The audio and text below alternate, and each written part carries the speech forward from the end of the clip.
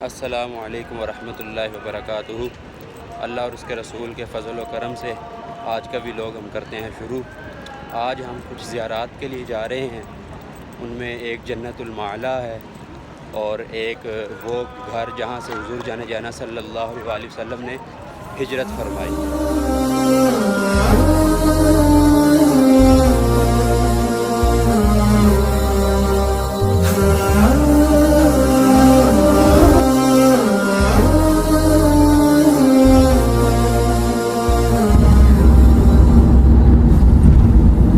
کرنے کے بعد ہم جنت المعلا جا رہے ہیں۔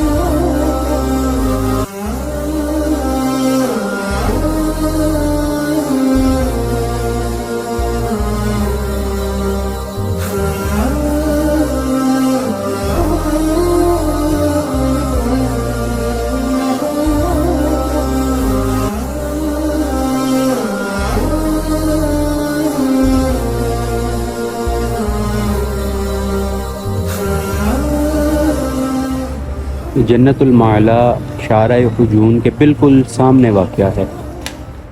یہ سامنے جو آپ دو سیڑھیاں دیکھ رہے ہیں، یہ ہماری اماں جان حضرت ختیجہ الکبریٰ رضی اللہ تعالی عنہا کا مزار شریف ہے، اور بالکل اس کے ساتھ حضور جانا صلی اللہ علیہ وآلہ وسلم کے دو شہزادے حضرت قاسم رضی اللہ تعالی عنہ اور حضرت طیب رضی اللہ تعالی عنہ کا مزار شریف ہے۔ اس مسجد کا نام مسجد جن ہے۔ اس کا نام مسجد جن اس وجہ سے رکھا گیا کہ یہاں پر حضور جانا صلی اللہ علیہ وآلہ وسلم نے جنات کو کلمہ پڑھا کر مسلمان کیا۔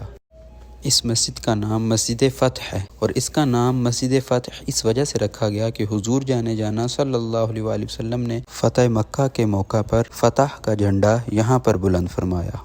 ابھی ہم اس مقام پر جا رہے ہیں جہاں پر حضور جانا صلی اللہ علیہ وآلہ وسلم کی ولادت مبارک ہوئی۔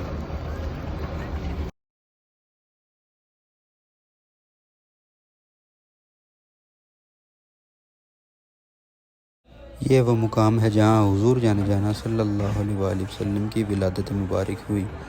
آئیے اب آپ کو قریب سے جا کر زیارت کرواتے ہیں۔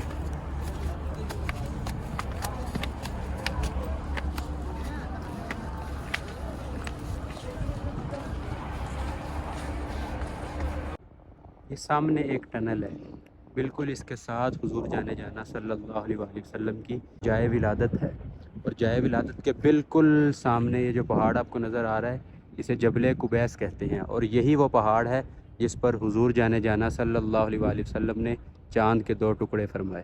سبحان اللہ۔ حضور جانا صلی اللہ علیہ وآلہ وسلم کی جائے ولادت مبارک سے جب آپ باہر کی طرف آئیں گے تو یہاں پر ایک آپ کو مطاف کا فلور نمبر 1 ملے گا، اس کے بالکل آگے گیٹ نمبر 14 ہے جس کے اوپر النبی گیٹ لکھا ہوا ہے۔ یہ وہ گیٹ ہے جہاں سے حضور جانا صلی اللہ علیہ وآلہ وسلم طواف کے لیے مکہ مکرمہ میں تشریف لے جاتے۔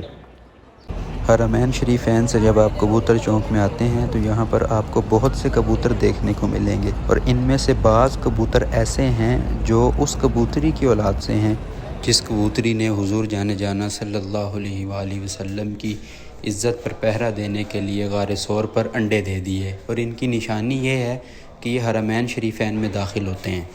یہ وہ مقام ہے جہاں سے حضور جانا صلی اللہ علیہ وآلہ وسلم نے ہجرت فرمائی، اور یہ سیدنا صدیق اکبر کا گھر ہے، اور اس نشانی کو باقی رکھنے کے لیے یہاں پر مسجد بنا دی گئی، اور اس مسجد کا نام مسجد ہجرہ رکھ دیا گیا۔ اب ہم یہیں پر اپنے ولاگ کا اینڈ کرتے ہیں۔ سب ساتھی ہمارے چینل کو سبسکرائب کر لیں، ویڈیو کو لائک کر لیں۔ جزاک اللہ خیرہ۔ اللہ حافظ۔